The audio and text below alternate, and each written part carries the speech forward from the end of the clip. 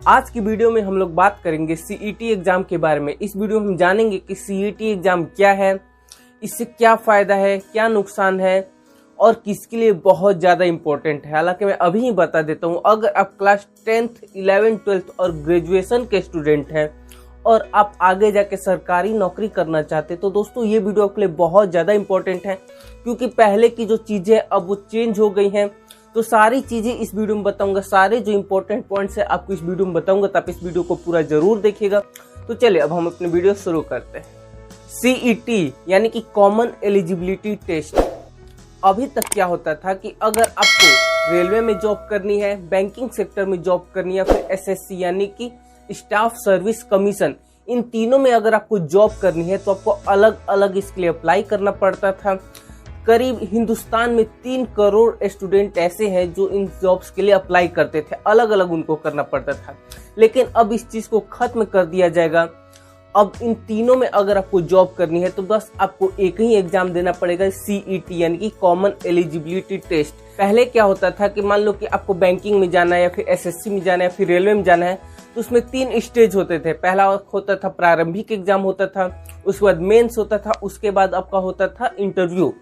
लेकिन अगर अब सीईटी हो गया तो इससे आपको जो प्रारंभिक एग्जाम आप तीनों के लिए अलग अलग देते थे, अब बस आप एक ही में दोगे, यानी कि बस एक ही एग्जाम दोगे सीईटी का। उसमें अगर आप क्वालिफाई कर जाते हो तो समझ जाओ कि एक तरीके से आपने बैंकिंग सेक्टर का भी प्रारंभिक एग्जाम क्लियर कर लिया, एसएससी का भी जो प्रीलिम्स एग्जाम है वो क्लियर कर लिया, और रेलवे का भी जो प्रारंभिक एग्जाम है उसे क्लियर कर लिया। यानी कि तीनों एग्जाम के आपने फर्स्ट स्टेज क्लियर कर लिया।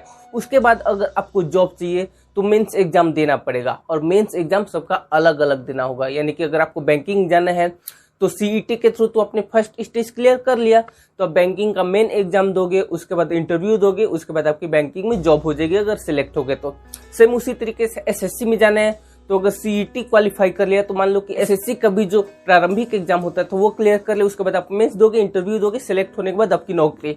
इस तरीके से यानी कि सीईटी एक तरह से आप कह सकते हो कि इन तीनों रेलवे, एसएससी और बैंकिंग का जो प्रारंभिक एग्जाम होता था वो 3 एग्जाम ना दे के आप एक एग्जाम दे दोगे, और अगर उसमें क्वालिफाई हो गए तो मान लो कि आपका फर्स्ट स्टेज क्लियर हो गया। एक और इम्पोर्टेंट बात, मान लो कि अगर आपने एक बार सीईटी एग्जाम क्वालिफाई कर लिया तो उसकी जो मार्क्स की वैलिडिटी रहेगी वो 3 साल तक रहेगी।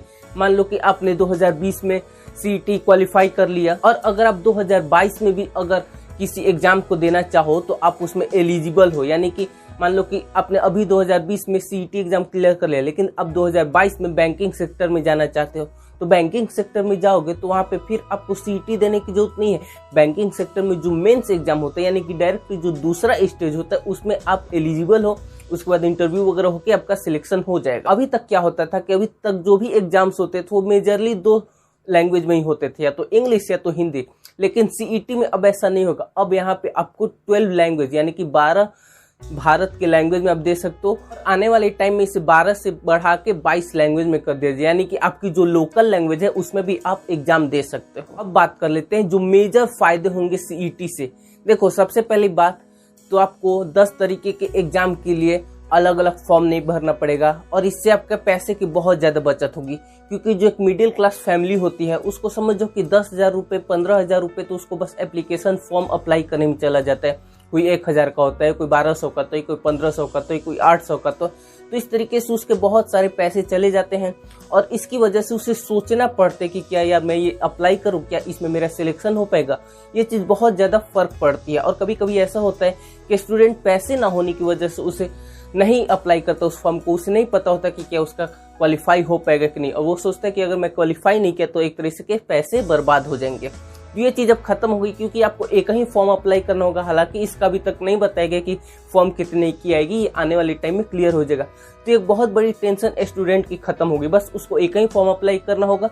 अगर वो क्वालिफाई कर जाएगा तो आगे का जो प्रोसेस होगा उसे करना पड़ेगा। दूसरी बात जो बहुत अच्छी है कि आपको बार बार कहीं आना जाना नहीं पड़ेगा, क्योंकि बहुत बार ऐसा होता है जब एग्जाम होते तो आप देखते हो ट्रेन के ऊपर लोग चढ़े रहते, ट्रेन के ऊपर लोग स्टूडेंट इतनी धक्कम धुक्की करके आते जाते, और वो बहुत ज्यादा रिस्की होता है, और कई लोगों की उसमें जान भी जाती है। तो इस तरीके से जैसे एक ही एग्जाम होगा तो लोग को एक ही बार आना जाना पड़ेगा अलग अलग एग्जाम के लिए, क्योंकि एक ही स्टूडेंट लगभग एसएससी में भी जाता है, बैंकिंग में भी जाता है, रेलवे में भी जाता है, ऐसा बहुत बार होता है। कि ये कहीं स्टूडेंट है ये तीनों के लिए अप्लाई किया। तो जो तीसरी चीज है वो ये है कि आपको मतलब टेंशन कम रहेगी कि भाई इस एग्जाम की भी तैयारी करनी है, इस एग्जाम की भी तैयारी करनी है, क्योंकि सिलेबस सबका अलग अलग हो जाता है ना। किसी में जैसे कि इंग्लिश ज्यादा पूछा जाता है, तो किसी में रीजनिंग ज्यादा पूछा जाता है, किसी में करेंट अफेयर ज्यादा पूछा जाता है। तो ये चीज बहुत ज्यादा मतलब कि अलग अलग थोड़ा सा चेंज हो जाए, थोड़ा ही सा सिलेबस चेंज होता है, लेकिन उसकी वजह से आपको मेंटली बहुत ज्यादा प्रॉब्लम हो जाती है। मेंटली आपकी टेंशन बढ़ जाती है कि हाँ उसके सिलेबस के अकॉर्डिंग मैंने नहीं पढ़ा है, मैंने तो बैंकिंग के अकॉर्डिंग पढ़ा है, मैंने एसएससी के अकॉर्डिंग नहीं पढ़ा है। तो ये चीज बहुत ज्यादा कभी कभी प्रॉब्लम दे जाती है। ये तो हो गई सीईटी के फायदे, लेकिन आपको तो पता है ना जहाँ पे फायदा होता है वहां पे कुछ ना कुछ नुकसान तो होते ही है। तो इसका एक नुकसान भी है मेरे अकॉर्डिंग। देखो कई बार क्या होता है कि जैसे कि मान लो कि कोई एग्जाम है, तो स्टूडेंट किसी भी रीजन से उस एग्जाम की तैयारी अच्छे से नहीं कर पाता है। वो सोचता है कि चलो ये एग्जाम की तो तैयारी मेरी नहीं हो पाई, लेकिन अगले एग्जाम में मैं बहुत अच्छे तरीके से करूंगा। लेकिन सीईटी होने की वजह से 3 एग्जाम इसमें अभी इंक्लूड है, हो सकता है कि आने वाले टाइम में इसमें और ज्यादा एग्जाम इंक्लूड कर दिया जाए। तो एक तरह से आप ऐसा कर सकते हो कि स्टूडेंट के पास बस एक ही मौका रहेगा। अगर उसका एग्जाम अच्छा गया तो बहुत अच्छी बात है, लेकिन किसी वजह से किसी कारण से अगर उसका एग्जाम 19-20 चला गया, तब तो उसके पास फिर दोबारा मौका नहीं मिलेगा, क्योंकि सारा फॉर्म तो इसी में इंक्लूड हो गया। रेलवे, बैंकिंग, एसएससी आने वाले टाइम में और भी हो जाएगा। तो फिर इस चीज की उसे प्रॉब्लम हो सकती है। एक बार अगर खराब गया तो आपके पास फिर कोई ऑप्शन बचेगा ही नहीं, बस फिर आपको नेक्स्ट सीईटी का इंतजार करना पड़ेगा। तो ये चीज आपको थोड़ा सा नुकसान दे सकते हैं। लेकिन देखो नुकसान किसे देगी? जिसने अच्छी तरीके से पढ़ाई नहीं की। लेकिन अगर आप अच्छी तरीके से मेहनत करोगे, आपके दिमाग में रहेगा हाँ भाई सीईटी है, सब इसी में है, अगर इसको मैं निकाल देता तो मेरे पास बहुत सारे ऑप्शन हो जाएंगे, तो आप अपनी तैयारी भी उसी लेवल की करोगे। तो अगर आप थोड़ी सी सावधानी से पढ़ाई करते हो, थोड़ी सी सावधानी रखते हो, तो आप इस परेशानी से बच सकते हो।